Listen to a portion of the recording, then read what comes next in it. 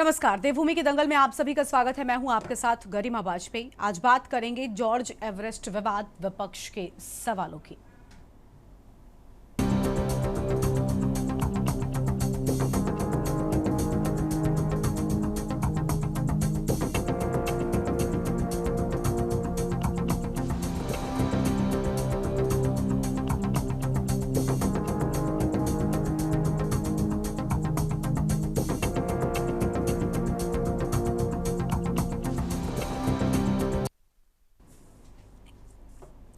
उत्तराखंड में पर्यटन विकास को लेकर एक बड़ा विवाद खड़ा हो गया है। मसूरी स्थित प्रसिद्ध पर्यटन स्थल जॉर्ज एवरेस्ट में काम के टेंडर को लेकर कांग्रेस ने प्रेस वार्ता कर प्रदेश सरकार पर गंभीर आरोप लगा दिए हैं। कांग्रेस का कहना है कि पर्यटन विभाग की जमीन को सालाना किराए पर देने में सरकार ने सबसे बड़ा भ्रष्टाचार किया। उन्होंने योग गुरु बाबा रामदेव और उनकी कंपनियों पर सवाल उठाते हुए कहा कि मसूरी की लगभग 762 बीघा जमीन को aero sports and adventure private limited नामक कंपनी को मात्र 1 करोड़ रुपए सालाना पर देना किसी भी हाल में न्याय संगत नहीं है। कांग्रेस ने इस मामले में सीबीआई जांच करवाने की मांग की है। कांग्रेस ने आरोप लगाया है कि जिस कंपनी को काम दिया गया है उसने मौके पर करीब 1000 बीघा जमीन पर कब्जा कर लिया है और कांग्रेस का दावा है कि टेंडर में जिन 3 कंपनियों ने आवेदन किया वो सभी रामदेव के सहयोगी आचार्य बालकृष्ण से जुड़ी हुई हैं। कांग्रेस ने यह भी आरोप लगाया है कि यहां की जमीन और संपत्तियों की अनुमानित कीमत करीब 30,000 करोड़ रुपए है। इसे मामूली रकम में निजी हाथों में सौंपने का प्रयास किया गया है। कांग्रेस ने इसे उत्तराखंड का अब तक का सबसे बड़ा घोटाला करार दिया है, जिसको लेकर प्रदेश की राजनीति गर्मा गई है। आज करेंगे इसी पर विस्तार से चर्चा। खास मेहमानों का पैनल भी हमारे साथ में होगा, लेकिन उससे पहले एक नजर इस रिपोर्ट पर डालिए।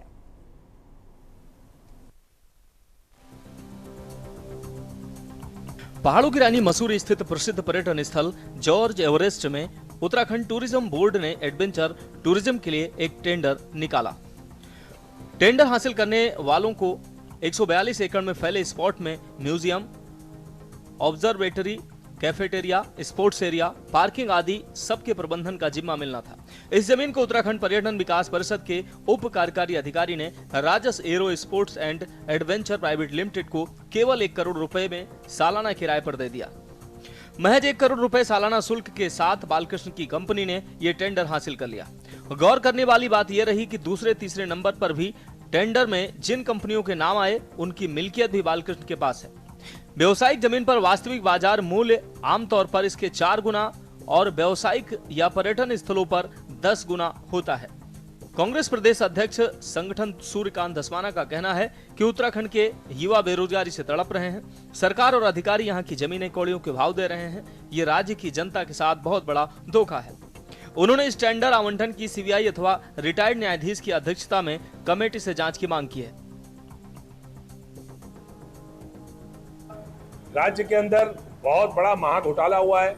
राज्य बनने से लेकर अब तक 25 वर्षों का सबसे बड़ा घोटाला जॉर्ज एवरेस्ट का घोटाला है, जो पर्यटन विभाग के द्वारा जॉर्ज एवरेस्ट को स्वामी रामदेव के सबसे निकटस्थ बालकृष्ण को मात्र 1 करोड़ रुपए में दे दिया गया, वो भी गलत तरीके से टेंडरिंग करके। टेंडर में पार्टिसिपेट करने वाली सारी कंपनियां रामदेव जी के निकटस्थ बालकृष्ण की हैं, उनका सारे 99% हिस्सेदारी उसमें है।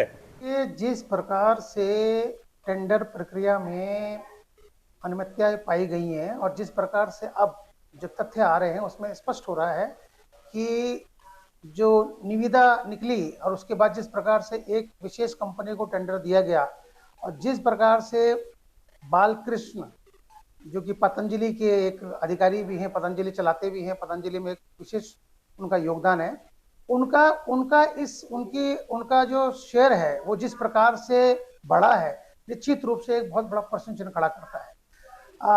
जैसा कि आपको पता है कि इस एवरेस्ट प्रोजेक्ट में एडवेंचर को बढ़ावा देने के लिए, टूरिस्ट को बढ़ावा देने के लिए सरकार ने कहा ड्रीम प्रोजेक्ट है। आपको बता दें कि जॉर्ज एवरेस्ट मसूरी के हाथी पांव क्षेत्र में स्थित एक ऐतिहासिक धरोहर है। यह जगह ब्रिटिश सर्वेक्षक जनरल सर जॉर्ज एवरेस्ट का निवास स्थल हुआ करती थी। सर जॉर्ज एवरेस्ट ने 1832 से 1843 तक भारत में ग्रेट ट्रिगोनोमेट्रिकल सर्वे बनाया था। उनके सम्मान में ही विश्व की सबसे ऊंची चोटी माउंट एवरेस्ट का नाम रखा गया। मसूरी स्थित उनका घर और प्रयोगशाला लंबे समय तक उपेक्षा का शिकार रही। हाल के वर्षों में इसे पर्यटन स्थल के रूप में विकसित किया गया है। यहाँ से दून घाटी और हिमालयी पर्वतों का शानदार नजारा देखने को मिलता है। कांग्रेस प्रदेश अध्यक्ष करण माहरा जॉर्ज एवरेस्ट टेंडर को जनता के साथ धोखा बता रहे हैं, साथ ही इसकी जांच की भी मांग कर रहे हैं। वहीं सरकार और विभाग इसे एक पारदर्शी नियमानुसार प्रक्रिया बता रहे हैं। कांग्रेस ने आरोप लगाए तो बीजेपी का पलटवार भी सामने आ गया। बीजेपी का कहना है कि मसूरी स्थित जॉर्ज एवरेस्ट में पर्यटन गतिविधियों के लिए आवेदन प्रक्रिया विधि सम्मत हुई है। हर प्रक्रिया का पालन किया गया है। विकसित किए गए स्थल की भूमि और संसाधन राज्य के हैं। उस स्थल के पास आम आदमी की आवाजाही या अन्य गतिविधियों पर किसी तरह की रोक नहीं है। उन्होंने कांग्रेस के आरोपों को झूठ का पुलिंदा और तथ्यों से परे बताया है। एक नया खुलासा हुआ है जिसमें बीजेपी की सरकार के जो भ्रष्टाचार के रिकॉर्ड्स हैं वो टूटते हुए दिखाई दे रहे हैं। बाबा रामदेव जो इस उत्तराखंड की धरती से पनपे उपजे बढ़े, वो आज सरकार के संग मिलकर अपने सहयोगी की मदद से किस तरीके से इन कारनामों में लिप्त हैं, यह आज सामने आ रहा है। बाबा रामदेव के सहयोगी बालकिशन, जिनकी कंपनी राजस्व एरो स्पोर्ट्स एंड एडवेंचर जो कंपनी है, उसको जॉर्ज एवरेस्ट जैसी एक जगह जो बहुत ही शांत और पर्वतीय इलाका है, जहां टूरिज्म के अपार संभावनाएं हैं, खासकर एडवेंचर टूरिज्म की, उसको औने पौने दाम पे सरकार ने देने। देखिए, कांग्रेस पार्टी और कांग्रेस पार्टी के नेता झूठ बोलने की मशीन है और वो लगातार एक नहीं अनेकों मामले में लगातार जनता को भ्रमित करने के लिए, गुमराहित करने के लिए लगातार झूठ पे झूठ बोलते आ रहे हैं।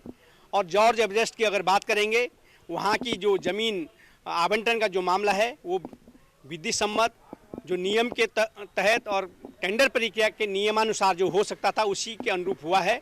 और उसमें किसी भी प्रकार की कोई इस तरह की बात नहीं है कि जिस तरह को कांग्रेस फैला रही है। और इसके साथ ही वहाँ पर पर्यटन का सबसे बड़ा केंद्र बने, क्योंकि हमारा राज्य देश ही नहीं दुनिया में पर्यटन के क्षेत्र में आगे बढ़ रहा है। आपको बता दें कि जानकारी के मुताबिक आरोप है कि जॉर्ज एवरेस्ट स्टेट की 30,000 करोड़ रुपए बाजार मूल्य वाली जमीन केवल 1 करोड़ रुपए सालाना के मामूली किराए पर बाबा रामदेव की पतंजलि आयुर्वेद से संबंधित कंपनी को दिया गया है।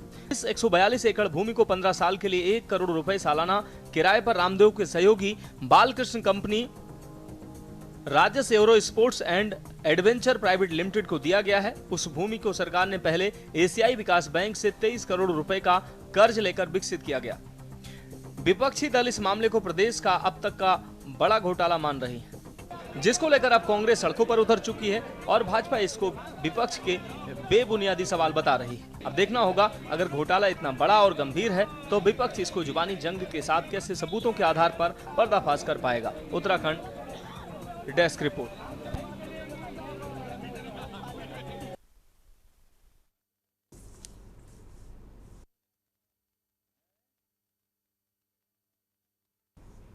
और इसी मुद्दे पर आज विस्तार से होगी चर्चा। खास मेहमानों का पैनल हमारे साथ में जुड़ रहा है। हमारे साथ में सत्यवीर सिंह चौहान, प्रदेश प्रवक्ता बीजेपी, और हमारे साथ में आशीष सैनी, प्रदेश प्रवक्ता कांग्रेस पार्टी की ओर से, दीपक रावत जी, प्रवक्ता केंद्रीय यूकेजी की ओर से, और हमारे साथ में रिटायर्ड कर्नल कैलाश देवरानी जी, अध्यक्ष यूएसएसएम की ओर से, रतनमणि ढोभाल जी हमारे साथ में हैं, राजनीतिक विश्लेषक हैं। बहुत स्वागत सर आपका। आशीष सैनी जी के साथ में शुरुआत कर लेते हैं, पूर्व प्रदेश प्रवक्ता कांग्रेस पार्टी की ओर से। आशीष जी, क्या कहना चाहेंगे? विपक्ष का कहना है कि ये सबसे बड़ा घोटाला है और इतनी बड़ी जमीन, इतनी बड़ी संपत्ति को निजी हाथों में यूं ही सौंप दिया गया है, और जो रकम सामने आई है बताया जा रहा है कि वो शायद अनुमानित रकम जितनी होनी चाहिए उससे अगर कंपेयर किया जाए तो शायद कुछ भी नहीं है।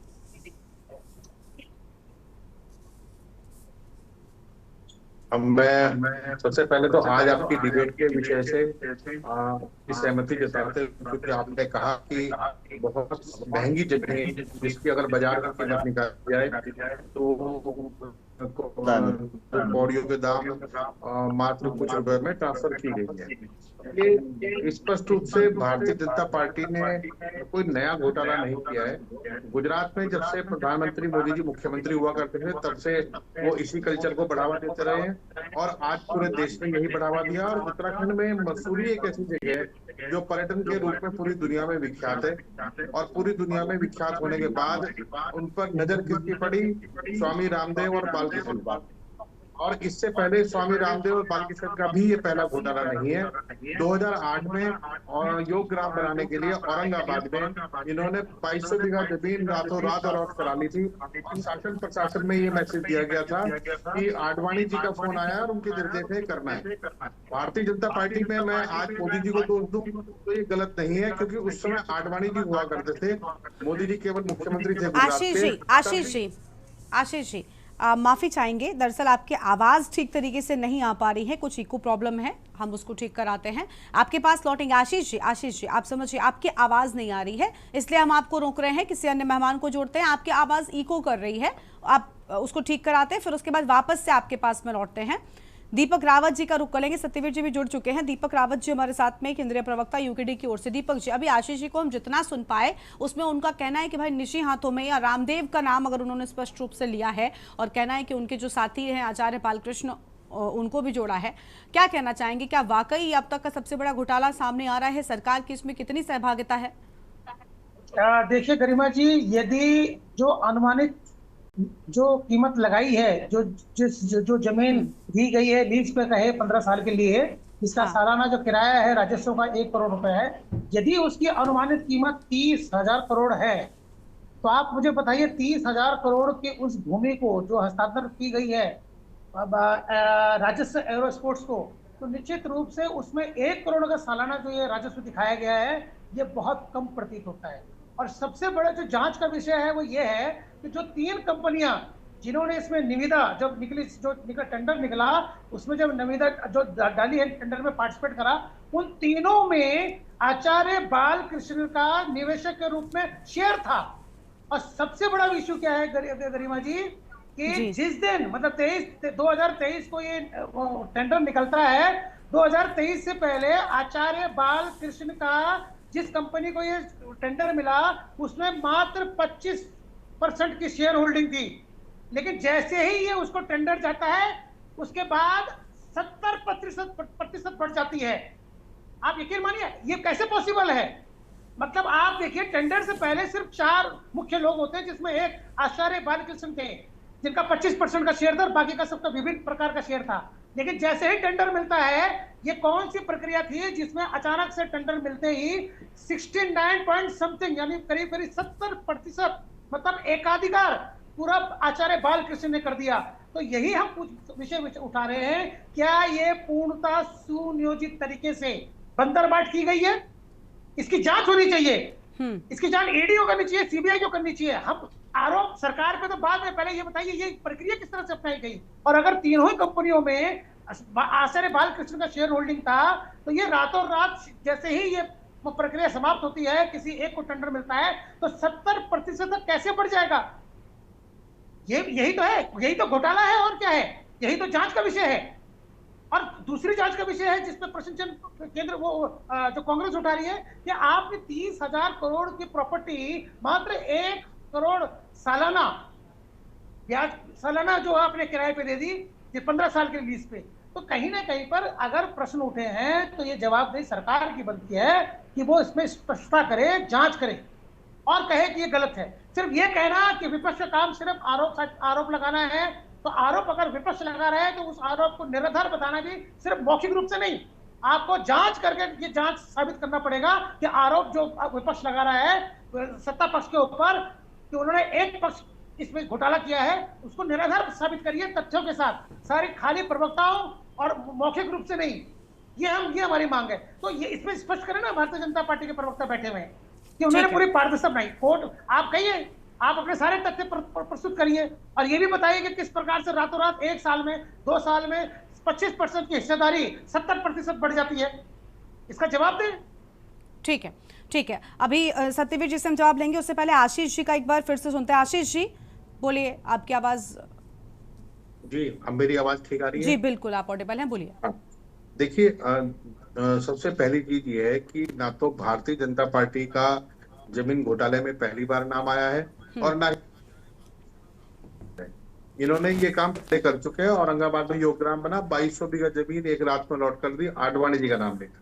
आदरणीय खंडूरी जी उस समय मुख्यमंत्री हुआ करते थे, क्योंकि वो ईमानदार मुख्यमंत्री थे, तो उन्होंने उसको तत्काल जनता के विरोध को देखते हुए, मात्र 7 दिन का आंदोलन हुआ था, तो उसको खारिज करने का काम किया था। हम उनका धन्यवाद करते हैं कि उन्होंने ऐसा काम किया। लेकिन आप ये देखिए कि सरकार जो उत्तराखंड के हित में बनी है, उत्तराखंडियत की बात करती है, उत्तराखंड के रोजगार कारोबार की बात करती है, कितनी बेशर्म होकर, बेशर्मी की सीमा देखिए, बेहयाई से आगे बढ़कर थेथरई तक चली गई है। इन्हें शर्म भी नहीं आ रही है कि हाँ भाई, हमने इतना बड़ा घोटाला किया, हम इसे ठीक कर सकते हैं। रामदेव को किस लिए दे रहे हैं जमीन? क्या उपयोग है? रामदेव ने इससे पहले योगपीठ के नाम पर और तमाम संस्थानों के नाम पर ऋषिकेश में आंवले का बाग लगाया। 70 रुपए किलो आंवला जो है सूखा, वो दे रही है गीता प्रेस, और तमाम जो हमारे संस्थान आयुर्वेदिक के हैं, ये 300 रुपए बेच रहे हैं। सबसे घटिया क्वालिटी का सामान, नकली दवाएं, नकली चीजें रामदेव बेच रहा है, और उत्तराखंड में रहकर बेच रहा है। इनकी सैंपलिंग कराई गई, जांच कराई गई, तो 72 से अधिक प्रोडक्ट सैंपल फेल हुए। उसके बावजूद भी इनको अगर लूट का मौका दिया जा रहा है, तो वास्तव में स्थिति बहुत गंभीर है। वास्तव में स्थिति बहुत गंभीर है, और सरकार अगर चारों तरफ से बिल्कुल लूट खसोटने पर ही उतर गई है, उत्तराखंड को बेचना भी शुरू कर चुके हैं। अब ये मसूरी जैसी जगह पर, जहां बाहर के लोगों को प्रॉपर्टी खरीदने, अथवा अगर जिनके पास है तो बहुत अधिक कंसेशन करने की अनुमति नहीं है। मसूरी एक खास नियमावली में चलता है, जिससे वहां का पर्यावरण और प्रदूषित ना हो और वहां माहौल ठीक रहे। लेकिन उस चीज के बावजूद भी सरकार किस तरीके से आंखें मूंदकर अगर लुटने के लिए छोड़ रही है, तो ये बहुत गंभीर मामला है। आप लोगों को ये बात जरूर देखनी चाहिए कि हम उत्तराखंड को बचाने की, उत्तराखंड को बढ़ाने की लड़ाई लड़ते लड़ते कहां पर हम उत्तराखंड को बेचने पर तुल गए हैं। ये बड़ा गंभीर मामला है। ठीक है, सत्यवीर सिंह चौहान जी प्रदेश प्रवक्ता बीजेपी की ओर से हमारे साथ में जुड़े हुए हैं। सत्यवीर जी, पहले भी आशीष जी का कहना है कि ऐसा नहीं कि पहले कोई जमीन घोटाला नहीं हुआ, लेकिन इस बार हद पार कर दी गई। निजी हाथों में इस तरीके से सरकारी संपत्ति का एक बहुत बड़ा हिस्सा सौंप दिया गया, और किराए को लेकर भी सवाल उठ रहे हैं कि क्या उसमें मिली भगत है, क्योंकि जिस किराए पर दिए जाने की बात सामने आ रही है, मार्केट वैल्यू के हिसाब से वो शायद कुछ भी नहीं है। अनम्यूट कीजिए। गरिमा जी, जहां तक इस जो प्रोजेक्ट जो अलॉट हुआ है, जो प्रोसेस हुआ है, उसकी बात है, तो मैं स्पष्ट तौर से कह दूं, भारतीय जनता पार्टी ने आज नहीं, 2017 से लेकर 2000 जो उससे पहले हमारी सरकार रही हो, हमने बड़ी पारदर्शिता के साथ और बड़ी ईमानदारी और निष्ठा के साथ सरकार चलाई है। और इसी का कारण है कि गरिमा जी की जो उत्तराखंड का जो राजनीतिक परिवेश था, आप 2017 से पहले का उठा के देख लीजिए कि पूर्ण बहुमत की सरकार नहीं होती थी। आज आप देखिए कि ऐसा क्या होता है कि पूर्ण बहुमत की सरकार होती है।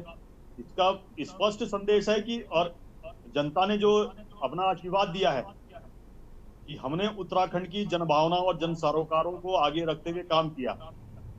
तो देहरादून कितने रुपए का बेच रहे हैं? जहां तक देहरादून कितने रुपए का बेच रहे हैं? जी, एक मिनट हो गया आपका भाषण, समझ में आ गई आपकी मानसिकता। आशीष जी उनको बोलने तो दीजिए। नहीं, बिल्कुल, मैं इस मामले में आज ये चर्चा इस बात पर है कि ये बेच रहे हैं बिल्कुल खुलेआम। अब हम इनके सुने किस लिए? इन्होंने साफ कह दिया कि हम ईमानदार सरकार है, हमें जनता ने चुना है, तो हमें बेचने का अधिकार है। तो मुझे बताइए, देहरादून कितने रुपए में बेच रहे हैं? मैं खरीदने के लिए तैयार हूँ, लेकिन उसी दर पर जिससे दर पर रामदेव को दिया है। गरिमा जी, आप बताइए ना, कौन सा जिला बेच रहे हैं? अल्मोड़ा बेच रहे हैं, नैनीताल बेच रहे हैं, कौन सा जिला बेच रहे हैं? बुलाया गया यहाँ पर क्या? नहीं, आपको बुलाया गया है, ये आशीष जी, आपने जो चोरी की है। आशीष जी पहले तो सुनिए, देखिए उनको बोलने तो दीजिए, उन्होंने कंप्लीट नहीं किया। आप पहले ही अगर काउंटर करेंगे तो कैसे चलेगा? आप उनको कंप्लीट करने दीजिए। आप उसके बाद आपने बोला, वो बीच में नहीं बोल रहे थे।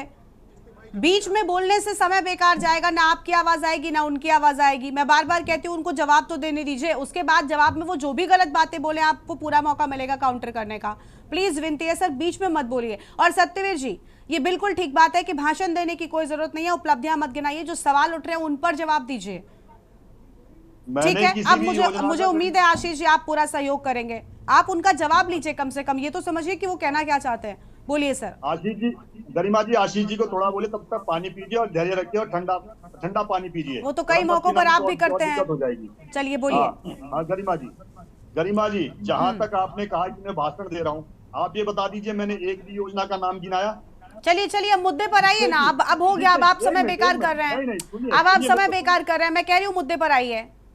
नहीं, आपने तो बोला है कि मैंने यहाँ पर भाषण दिया। ठीक है, हो गया। मैं अपने शब्द वापस ले लेती हूँ। चलिए, मैंने अपने शब्द वापस ले लिए। नहीं, आप बिल्कुल ठीक बात कर रहे थे। अब आ जाइए सर, प्लीज सर, प्लीज। अब मुझे अपनी बात तो रखनी दीजिए ना। बोलिए ना, इसीलिए बुलाया।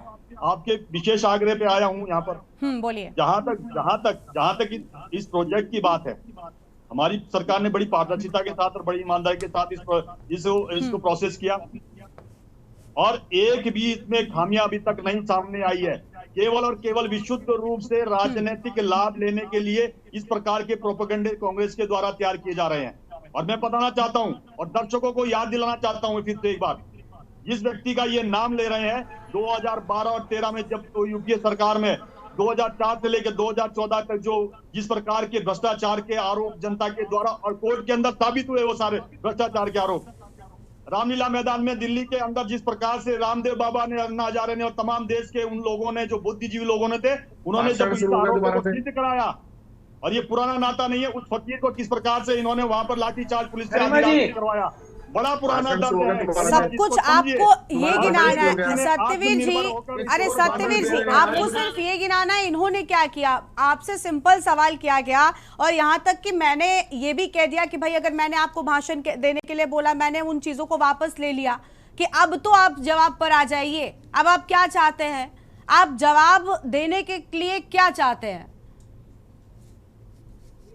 गरिमा जी, मैं मुख्य दर्शक बन के बैठ जाता हूँ अगर मेरी बात को नहीं सुनना है। मुख्य दर्शक बनकर बैठना और उलूल जुलूल कुछ भी बोलना दो अलग अलग चीजें हैं। आपके पास दोनों ऑप्शंस नहीं है। अन्य मेहमान है, आपके पास अन्य मेहमान है, आप उनको बोले, मैं बैठ के आराम से सुन लेता हूँ, मुझे कोई आपत्ति नहीं है।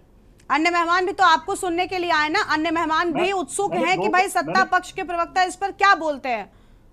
सुन लिया मैंने, आपने सिर्फ समय बेकार किया।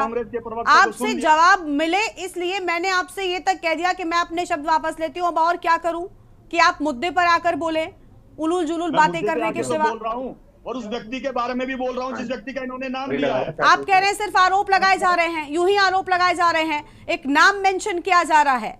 नाम, मैं उसी नाम के बारे में तो बोल रहा हूं कि पुराना दर्द है गरिमा जी। ये आप आज को मत समझिए, आज की बात को मत समझिए। उस टेंडर में तो पूरा पारदर्शी रूप से प्रोसेस किया गया उस टेंडर को।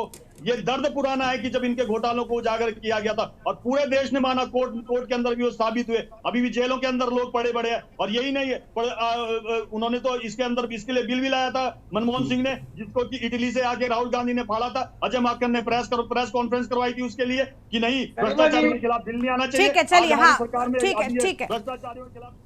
चलिए, इसके बाद हम दीपक जी के पास जाएंगे। दीपक जी से हम जवाब लेंगे। एक छोटे से ब्रेक के लिए यहाँ पर रुकते हैं, कहीं मजा आएगा। ब्रेक के बाद फौरन हाजिर होंगे।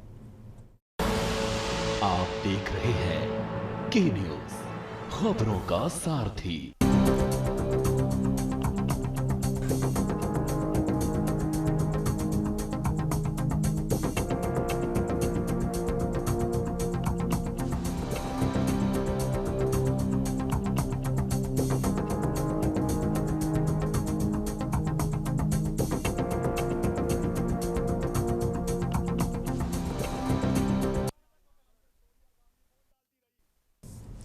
ब्रेक के बाद देवभूमि के दंगल में आप सभी का स्वागत है। खास मेहमान हमारे साथ में लगातार बने हुए हैं, चर्चा कर रहे हैं घोटाला को लेकर, जिससे विपक्ष अब तक का सबसे बड़ा जमीन घोटाला प्रदेश को करार दे रहा है। खास मेहमान हमारे साथ में लगातार बने हुए हैं।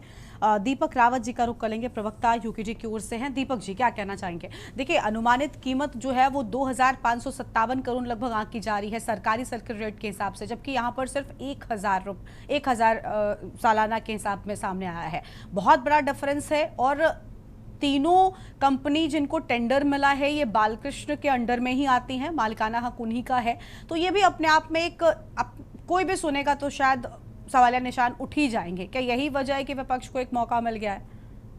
देखिए गरिमा जी, ये मौका भारतीय जनता पार्टी दे रही है। आप मुझे बताइए, अभी आपने प्रश्न किया, विपक्ष ने सवाल करे, और जो भारतीय जनता पार्टी के प्रवक्ता थे, मुझे ऐसा लगा जैसे पतंजलि के वो प्रवक्ता बने हुए हैं, उसको या रामदेव के प्रवक्ता बने हुए हैं। रामदेव तो प्रश्न था ही नहीं, पतंजलि तो प्रश्न था ही नहीं। प्रश्न था कि जिस प्रकार से ये टेंडर प्रक्रिया अपनाई गई, जिस प्रकार से टेंडर दिया गया, विषय ये था। सब आपको जवाब इस बात का देना है कि 30,000 करोड़ की, और जो फिगर आप बता रही हैं, अगर यही फिगर मैंने बता दी और उसके बाद अगर 1 करोड़ सालाना जिसमें दिया गया है, क्या ये पारदर्शिता दिखाता है? और कैसे ऐसे हुआ कि 3 वही कंपनियां उन्हें पार्टिसिपेट करा जिसमें हिस्सेदारी थी रामकृष्ण उसकी, बालकृष्ण की, तो और हिस्सेदारी नहीं, मालिकाना हक की बात सामने आई है। बिल्कुल। देखिए, तो गरिमा जी, अभी जो जवाब भारतीय जनता पार्टी के प्रवक्ता दे रहे थे, क्या हमने उठाया कि सुप्रीम कोर्ट ने कोरोना काल में कोरोनिल के ऊपर जिस प्रकार से भ्रमक प्रचार का आरोप लगाया और जिसमें डांट पड़ी, ये विषय नहीं है ना। हमने तो इस विषय को नहीं बोल रहे हो हम ये विषय है ही नहीं कि आपने किसको दिया। हम ये कह रहे हैं कि प्रक्रिया अपनाई गई, और जिस प्रक्रिया में आचार्य बालकृष्ण की जो कंपनी है राजस एरोस्पेस, जिसमें उनकी हिस्सेदारी मात्र 25% थी, टेंडर प्रक्रिया के बाद रातों रात अचानक से 70% कैसे हो गई? क्या ये पारदर्शिता दिखाता है? विषय ये है कि आपने मात्र 30,000 करोड़ की जो प्रॉपर्टी है उसको 1 करोड़ सालाना पे किस प्रकार से दे दिया। और दूसरी बात, आप ये जवाब दीजिए कि राजस एरोस्पेस का कौन सा एक्सपीरियंस है इस मामले में, एडवेंचर के मामले में? पतंजलि वाला जो है, पतंजलि का जो उनका काम है वो तो आयुर्वेदिक का है, अगर हम मान भी लें, तो ये कौन सी प्रक्रिया किस प्रकार से अपनाई गई है, इसी पर तो जवाब विपक्ष मांग रहा है। अब अगर भारतीय जनता पार्टी के प्रवक्ता इधर उधर की बात करेंगे तो कांग्रेस के कालखंड में ले जाएंगे, क्या केस में, इस पर ये विषय है ही नहीं। इसी में तो प्रश्न कर रहे हैं। आप सीधा सीधा जवाब दे दीजिए। हम संतुष्ट होंगे तो आप चुप रहेंगे, असंतुष्ट होंगे तो आपको प्रतिरोध करेंगे, लेकिन सीधा सीधा जवाब भारतीय जनता पार्टी के प्रवक्ता देते ही नहीं है। गरिमा जी, आप इनसे जितनी कोशिश कर लीजिए। ठीक है, देखिए दीपक जी, होता क्या है कि जब बात करते हैं तो अगर गलतफहमियां भी होती हैं, कोई भी मिसअंडरस्टैंडिंग भी होती है, एक बहुत सामान्य सी बात है, हर जगह पर अप्लाई होती है, तो शायद वो दूर होने के चांसेस होते हैं। लेकिन जब आप बात ही नहीं करेंगे, आप जवाब ही नहीं देंगे, तो फिर तो गलतफहमियों या फिर भ्रम या सच्चाई जो भी है उस बात में, वो बढ़ने के ही चांस है, उससे खत्म होने का तो कोई चांस नजर नहीं आता। ये हर जगह पर अप्लाई होता है, बस शर्तें लोग उस बात को समझें, और सत्यवीर जी को इस बात को समझना चाहिए। ठीक है, लौटेंगे और मेहमानों के पास में भी। कर्नल सत्यवीर जी, मैं आऊंगी आपके पास में, कुछ और प्रवक्ताओं को भी आप सुन लीजिए, पहले सभी मेहमान आए हुए हैं। रिटायर्ड कर्नल कैलाश देवरानी जी हैं, अध्यक्ष यूएसएम की ओर से, बहुत स्वागत सर आपका। कैलाश जी, क्या कहना चाहेंगे? विभाग कह रहा है कि पारदर्शिता है, लेकिन आप तक आ रही है? हाँ जी, बताइए सर। यूकेडी के प्रवक्ता चाह रहे हैं ना कि दोबारा बताऊं मैं? ठीक है, मैं आऊंगी आपके पास। सत्यवीर जी बीच में नहीं बोलिए प्लीज। सत्यवीर जी बिल्कुल बीच में मत बोलिए आप। सत्यवीर जी प्लीज। कर्नल कैलाश देवरानी जी आपसे जवाब चाहेंगे। विभाग कह रहा है कि पारदर्शिता है, लेकिन एक रात में ही अगर 25% से 70% की हिस्सेदारी में बदल जाएगा सब कुछ, तो सवाल कैसे नहीं उठेंगे? जय हिंद गरिमा जी, देखिए मेरी आपसे प्रार्थना है कि अगर मुझे इतने देर बाद अगर थोड़ा आपने समय दिया है, तो मैं जो भारतीय जनता पार्टी के प्रवक्ता है या अन्य प्रवक्ता है उनसे अनुरोध करूंगा कि वो प्लीज बीच में मुझे टोकने का आप बोलिए। हाँ, देखिए सबसे बड़ी बात यह है कि जो जीरो टॉलरेंस की सरकार है भारतीय जनता पार्टी, धाकर धामी जी की सरकार, जो कि भ्रष्टाचार में जीरो टॉलरेंस रखने वाली सरकार है, अगर हमारी जो जॉर्ज एवरेस्ट जैसी प्रतिष्ठित जो पर्यटन स्थली है उसको उसकी 762 बीघा जमीन को सालाना सिर्फ 1 करोड़ रुपए पर देना उत्तराखंड के किसानों, स्थानीय गरीब समुदायों, बेरोजगारियों तथा उत्तराखंड की समस्त जनता के साथ मैं मानता हूँ एक बहुत बड़ा धोखा है, और जनता की आंखों में धूल झोंककर उत्तराखंड भारतीय जनता पार्टी सरकार ने दिखा दिया है। पर जो बड़े बड़े उद्योगपतियों के साथ होने का आरोप लगता है, यह कृत्य उसकी सत्यता को दिखाता है। जिस भूमि की लागत लगभग 30,000 करोड़ हो, अगर पर्सनली भी अगर किसी व्यक्ति के पास इतनी जमीन हो, अगर इन्हीं के पास भारतीय जनता पार्टी के प्रवक्ता के पास 30,000 करोड़ की जमीन हो, क्या वो अपनी जमीन को 1,000 करोड़ 1,000 करोड़ जो है 100 करोड़ जो है सालाना वो देने को तैयार होंगे?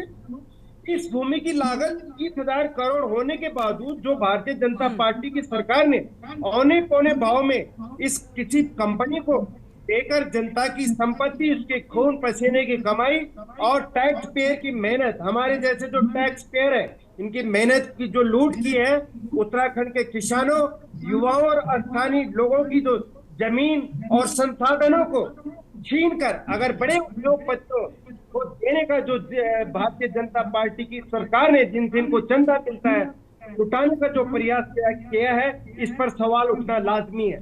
ठीक है। अच्छा होता कि सरकार इस पर्यटन विभाग की भूमि को आम जनता की सुविधाओं जैसे इको टूरिज्म, ट्रैकिंग मार्ग आदि जिससे स्थानीय लोगों को रोजगार मिलता जैसी चीजों के लिए प्रयोग करती तो सराहनीय होता। दुर्भाग्य की बात देखिए गरिमा जी, टेंडरिंग प्रक्रिया में भाग लेने वाली तीनों कंपनियों का नेटवर्क भी कहीं न कहीं उन प्रतिष्ठित व्यक्तियों से जुड़ा है जो स्पष्ट रूप से भारतीय जनता पार्टी नहीं, यहाँ तो सवाल देखिए कैलाश जी माफी चाहेंगे, आपकी भी आवाज थोड़ा ठीक तरीके से नहीं आ रही है, इको हो रहा है। एक आपने कहा ना कि तीनों कंपनी जो टेंडर डाली है उनका भी कहीं ना कहीं जुड़ाव बहुत कुछ कह रहा है। यहाँ तो जुड़ाव नहीं, सीधे तौर पर टेंडर डालने से ही उस कहते हैं ना दाल वहीं से काली हो जाती है कि आखिर मैं एक चीज और बताना चाहता हूँ आपको। हाल ही में आपने देखा होगा कृषि घोटाला, जो यहाँ पे देहरादून में यहाँ पे कृषि मेला लगना था जिसमें कि केंद्रीय मंत्री शिवराज सिंह जी ने और अन्य कई हेलो जी आवाज आ रही है? बोलिए जल्दी से। कई कृषि मंत्रियों ने आना था और ये दुर्भाग्य देखिए कि वो टेंडर जो है 3 दिन बाद में खुलना था, 3 दिन पहले से ही वहां पे जो है टेंट लगने शुरू हो गए थे। भारतीय जनता पार्टी का जो पोषित वो था वेंडर था, टेंडर जो ठेकेदार था। आखिर क्या है ये, कहाँ जा रहे हैं हम, क्या पारदर्शिता है, कैसे टेंडरिंग सिस्टम है, प्रश्न नहीं उठेंगे। और देखिए जब हम लोगों ने इस पे आवाज उठाई तो उसका क्या हुआ। और मैं बड़ा दुर्भाग्य की बात है कि किसी भी मीडिया ने, किसी भी टीवी चैनल ने, किसी प्रिंट मीडिया ने उसको दिखाने का प्रयास नहीं किया। और जो है और जल्दीबाजी में फिर उस जो कृषि मेले को इन लोगों ने निरस्त किया और इतनी ज्यादा जो होर्डिंग ये सारे बैनर्स रोड पे ठीक है, यानी वहां पर भी आपको शिकायत नजर आती है। ठीक है कैलाश जी, हम लौटेंगे और मेहमान भी हैं, उनको भी जोड़ते चलते हैं। रतनमणि ढोभाल जी हमारे साथ में, राजनीतिक विश्लेषक है, बहुत स्वागत सर आपका। रतनमणि जी, विभाग कह रहा है पूरी तरीके से पारदर्शिता बनाए रखा है हमने, और बीजेपी के प्रवक्ता का भी कहना है कि ऐसा कुछ भी नहीं है और इनका पुराना मसला है, पुराना दर्द है। शायद ये वजह है कि क्योंकि रामदेव और बालकृष्ण का नाम सामने आ गया तो ये इस चीज को टारगेट कर रहे हैं। लेकिन बड़ा सवाल ये कि आखिर ऐसा क्यों किया गया, इसमें कोई दो राय नहीं है कि जिन 2 बड़े नामों का हम जिक्र कर रहे हैं इनका एक विशेष दल से कितना कनेक्शन है और किस तरीके का कनेक्शन है। कहीं सिर्फ वो बात तो नहीं है विरोध की, या वाकई जो घोटाला बताया जा रहा है कि अब तक का सबसे बड़ा घोटाला है, वैसे ही इसको देखें। गरिमा देखिए, मुझे सीधे सीधे रामदेव से और बालकृष्ण से शिकायत नहीं है। उनके साथ तो शिकायतों का पूरा सिलसिला है और उनकी प्रत्येक ईंट पर शिकायत है लोगों को, और उसके खुलासे भी होते रहे। मैं उसमें नहीं जाना चाहता हूँ। मैं ये कह रहा हूँ कि शासन का काम करने का सरकार का एक तौर तरीका होता है, एक नियमावली होती है, और इसमें सबसे पहले आपने जो 2014 का जो प्रोक्योरमेंट पॉलिसी है जो सरकार के वित्त अनुभाग की 2007, उसका ही पालन नहीं हुआ है। सबसे बड़ी बात यह है, आपने उस जमीन को किसी को भी आप देते हैं, साधारण सी बात है कि पहले सरकार या जिस विभाग की है वो विभाग अपनी लागत लगाता है, उसमें अपना मूल्य लगाता है, निर्धारित करता है कि और उससे ज्यादा जो बोली आती है लास्ट उसमें, उसके बाद वो उस पर निर्णय होता है। तो ना तो सरकार ने कोई अपने उसमें लगाया कि भाई इस इतने मूल्य के हमारी वो जमीन है और इसको हम किराए पे देना चाहते हैं, या किस खेल के पर्यटन को बढ़ावा, किस प्रकार के बढ़ावा देने के लिए आप उसको देना चाहते हैं, वो उसका कहीं खुलासा है। हमने पहले भी इस पे शायद कुछ लोगों ने काम किया था, हम लोगों ने इस पे बात रखी थी,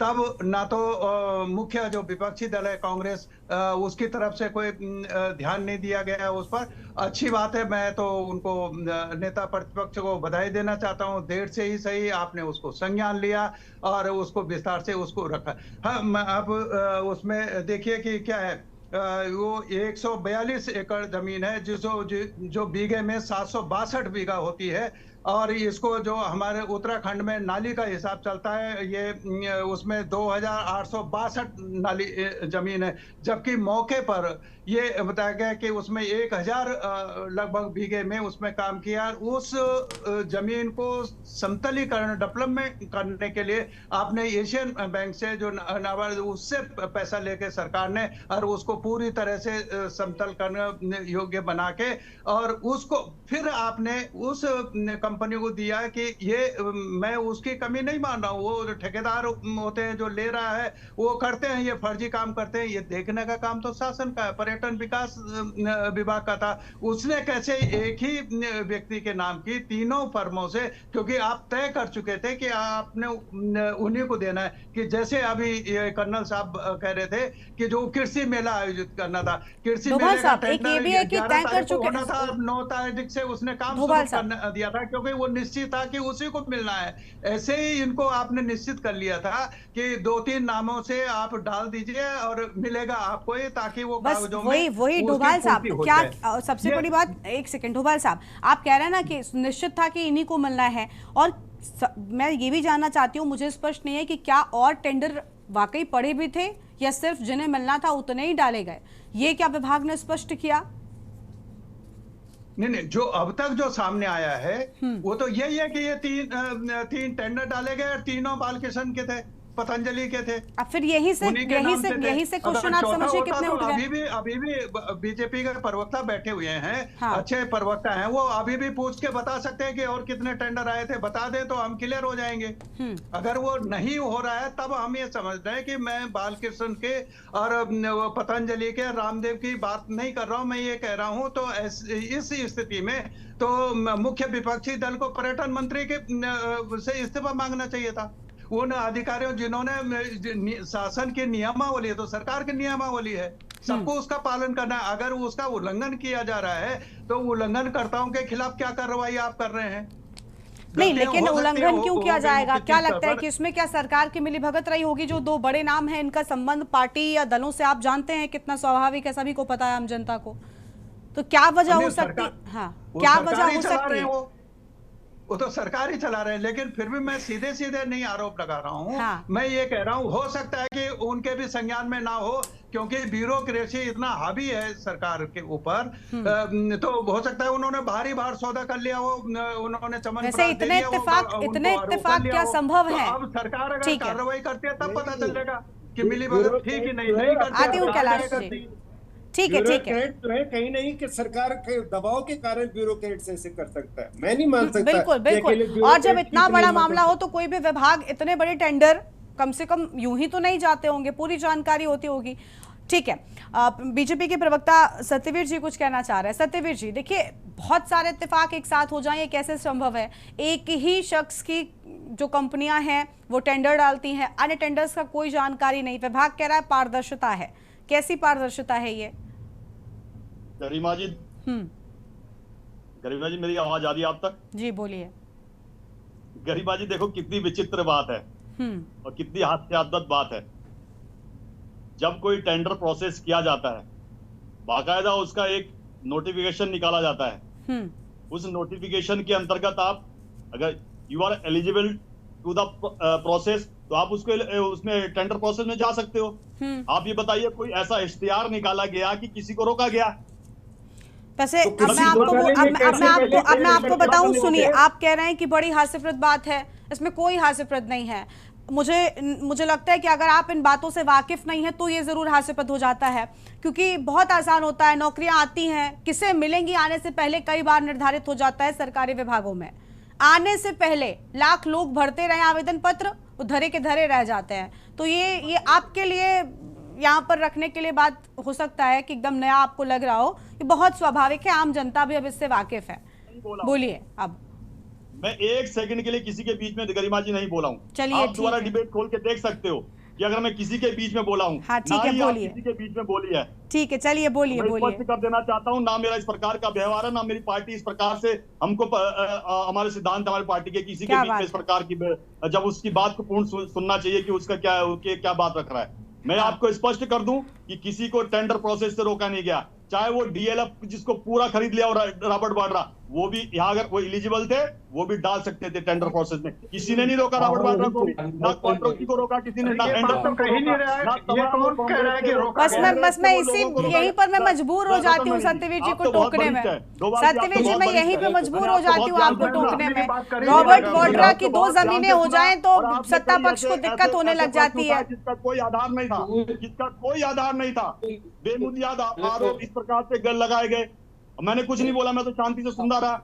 और यही नहीं, और मैं आपको ही बता दूं, वास्तविकता ये है, मैं आपको बता दूं जो आपने कहा, वास्तविकता ये है, अभी आपने कुछ विजुअल से जो अभी आदरणीय मुख्यमंत्री जी ने अभी फ्लैग ऑफ किया कि जो नई जो हवाई सेवाओं का फ्लैग ऑफ किया, वास्तविकता यह है कि उत्तराखंड के अंदर जिस हिसाब से कार्य हो रहे हैं, उत्तराखंड के गौरव के लिए जो कार्य हो रहे हैं, बस जनरलाइज बातों पर आप आ गए ना।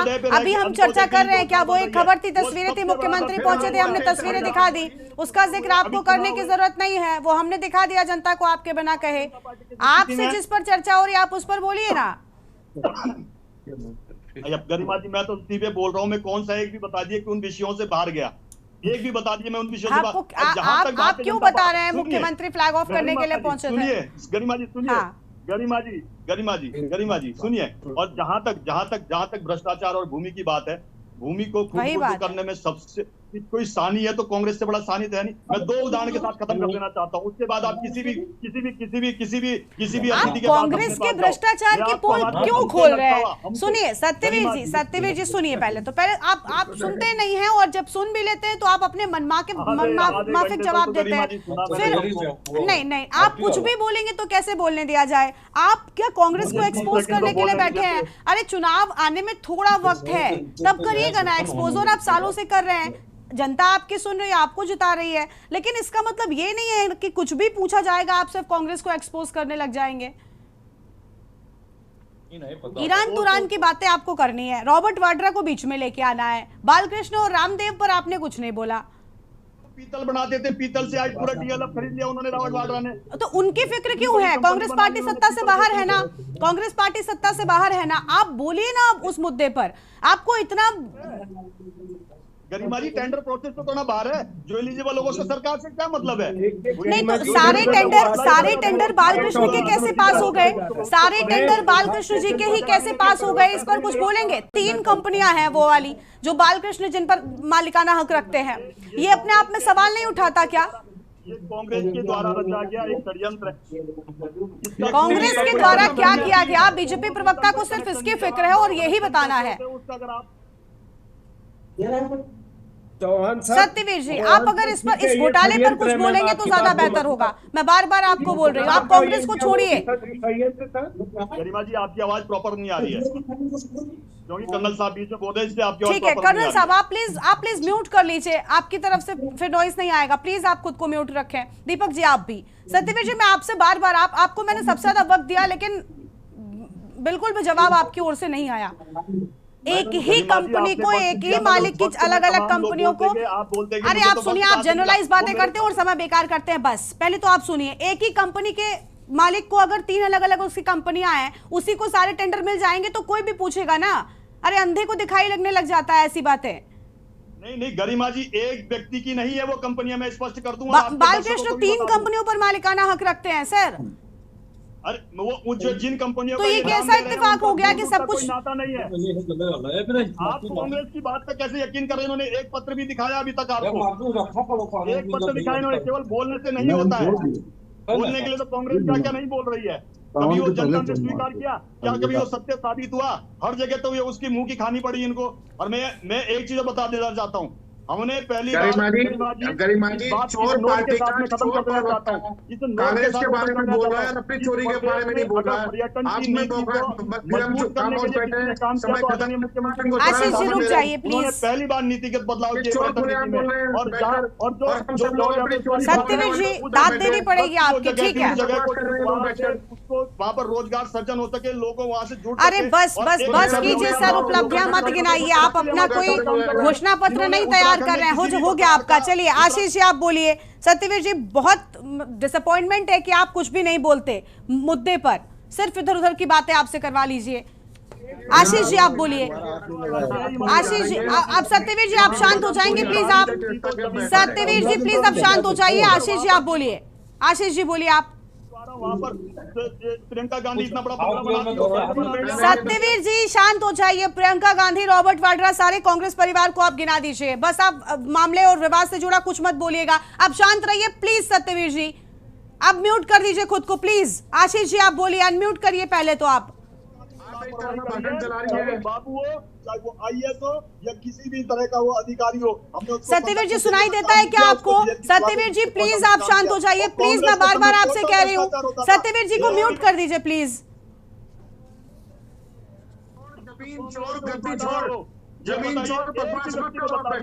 चलिए आशीष जी प्लीज मुद्दे पर रहिए। आशीष जी मुद्दे पर रहिए और सत्यवीर जी शांत रहिए प्लीज।